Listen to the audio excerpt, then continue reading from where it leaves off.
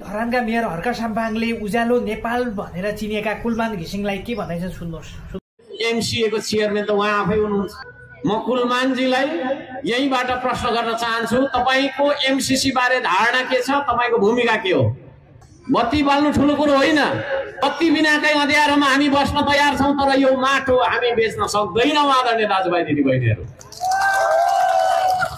बत्ती बल्नु ठुलो कुरो होइन, बत्ती भनेको सेवा सुविधा हो, तर हाम्रो माटो, हाम्रो देश, हाम्रो स्वाधीनता, हाम्रो राष्ट्रियता, हाम्रो भौगोलिक अखण्डता भन्दा ठुलो कुरा बत्तीको पोल हुन सक्दैन, बत्तीको तार हुन सक्दैन। कुलमानजीलाई म प्रश्न गर्न चाहन्छु, त्यो दलमा आबद्ध भएर हिँडिराख्नु भएकाहरूले पनि भन्दिदा हुन्छ होला, उहाँको रोल के हो एमसीसी को बारेमा? अब यहाँलाई अहिलेको अवस्थामा धेरै जसो धरानका मेयर हर्क साम्पाङले विभिन्न व्यक्तिहरूलाई विभिन्न आरोपहरू लगाइरहेका छन् भने माटो ठुलो कि चिप ठुलो भनेर अहिले धेरै जसो भोटिङ पनि गरिरहेका छन्।